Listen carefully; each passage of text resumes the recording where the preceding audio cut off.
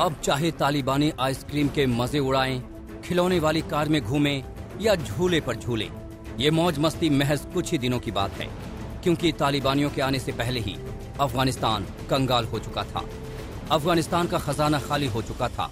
आज अफगानिस्तान पाई पाई का मोहताज है, और ये सब कोई और नहीं, अफगानिस्तान में भारत के रिजर्व बैंक की तरह काम करने वाले बैंक दी अफगान बैंक के गवर्नर अजमल अहमदी ने कहा है। अपने ट्वीट में अहमदी ने लिखा, अफगानिस्तान के पास अमेरिकी डॉलर लगभग जीरो है, क्योंकि तालिबानी हमले की वजह से अमेरिका से कैश आया ही नहीं। देश का लगभग 9 बिलियन डॉलर रिजर्व विदेश में है, जिसमें से 7 बिलियन डॉलर अमेरिका में फेडरल बॉन्ड रिजर्व के तौर पर है। तालिबान ने बंदूक के दम पर जीत तो हासिल कर ली है, लेकिन उसके लिए शासन करना आसान नहीं होगा। दरअसल अमेरिका से समय समय पर डॉलर की खेप अफगानिस्तान पहुंचती थी और फिर बैंकों से लोग उसे अपनी बचत में से निकालते थे। लेकिन तालिबान के काबुल की ओर बढ़ते ही अमेरिका ने अफगानी अकाउंट फ्रीज कर दिए और डॉलर की खेप पर भी रोक लगा दी।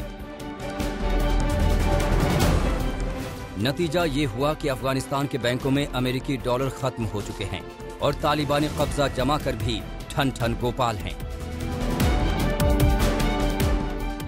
दूसरी तरफ तालिबानी कब्जे के बाद काबुल में हालात सामान्य दिखाने की भरपूर कोशिश कर रहे हैं।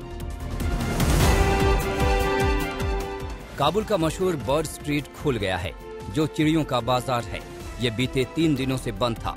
उधर तालिबानी आइसक्रीम पार्लर में बैठकर मजे कर रहे हैं।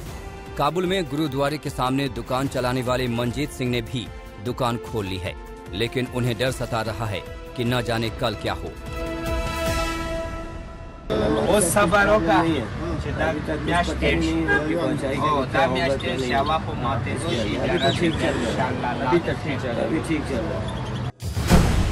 काबुल में जिंदगी पटरी पर लौटती दिख रही है, लेकिन अफगानिस्तान की कंगाली लोगों की बदहाली बढ़ा सकती है। महंगाई बढ़ने की आशंका है, जिसकी चोट गरीबों पर पड़ेगी।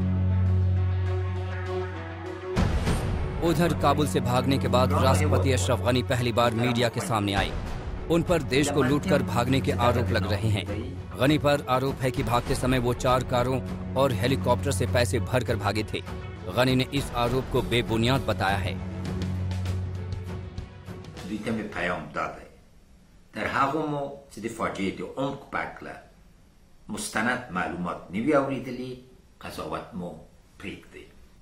هر کسی که برایتان گفت رئیس جمهورتان شما را فروخت و برای منفعت مالی و حفظ جان خویش فرار کرد باور نکنید. من به گونه‌ای از افغانستان خارج ساخته شدم که حتی فرصت نیافتم تا چپلی‌هایم را از پاهایم بیرون کرده و بوت‌هایم را بپوشم. गनी और उनके परिवार को यूएई ने मानवता के नाम पर शरण दी है। इधर उन्हें बेदखल करने वाले तालिबानियों को IMF से भी डॉलर का डंक झेलना पड़ रहा है। अंतर्राष्ट्रीय मुद्रा कोष ने कहा है कि उसने IMF के खजाने तक अफगानिस्तान की पहुंच पर पाबंदी लगा दी है।